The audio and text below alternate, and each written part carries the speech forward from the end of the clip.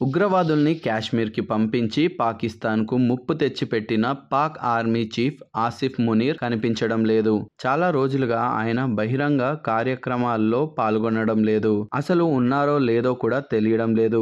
భారత్ దాడుల తర్వాత మునీర్ గురించి పాకిస్తాన్లో ఎక్కువగా చర్చ జరుగుతుంది. పాకిస్తాన్ను యుద్ధంలోకి నెడుతున్న ఈ పెద్ద మనిషి దాడులు ప్రారంభమయ్యాక ఎక్కడున్నాడని అందరూ ప్రశ్నించడం ప్రారంభించారు. కానీ ఆయన ఆచూకీ మాత్రం ఎవ్వరికీ తెలీదు. దాదాపు 10 రోజుల కిందట ప్రధాని షాబాజ్ షరీఫ్ పాల్గొన్న ఓ సమావేశంలో మునీర్ కనిపించారని పాక్ ప్రధాని కార్యాలయం ఓ ఫోటోను విడుదల చేసింది. అది నిజమే అనుకున్నా ఆయన అప్పటి నుంచి అడ్రస్ లేరు. ఆయన సురక్షిత ప్రాంతానికి తరలిపోయారన్న చర్చలు బాగా జరుగుతున్నాయి. అది దేశంలోనా విదేశాల్లోనా అన్నదానిపై స్పష్టత లేకుండా పోయింది. పాకిస్తాన్ ఆర్మీ అత్యంత గడ్డు పరిస్థితిని ఎదుర్కొంటుంది. ఓవైపు బలూచిస్తాన్ లో రోజు రోజుకి 10 నుంచి 20 మంది సైనికుల్ని బలూచిస్తాన్ లిబరేషన్ ఆర్మీ ఊచకోత కోయిస్తుంది.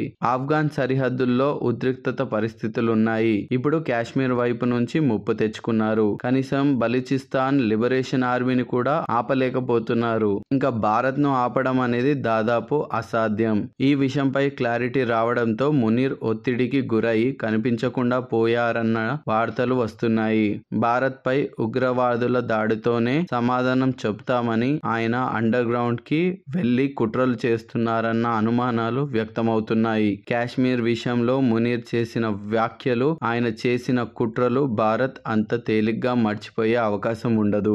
ఈ భయంతోనే ముందుగా ఆయన కుటుంబాన్ని లండన్ కు పంపించారు. తర్వాత ఆయన వారితో చేరారా, బంకర్ లో దాచుకొని కుట్రలు చేస్తున్నారా అన్నది తెలియాల్సి ఉంది. దీనిపై మీరేమంటారు? మీ అభిప్రాయం ఏంటో కమెంట్ చేయండి. ఈ వీడియో మీకు నచ్చినట్లయితే లైక్ చేయండి. మీ ఫ్రెండ్స్ అండ్ ఫ్యామిలీ మెంబర్ కి షేర్ చేయండి. And don't forget to follow for more updates.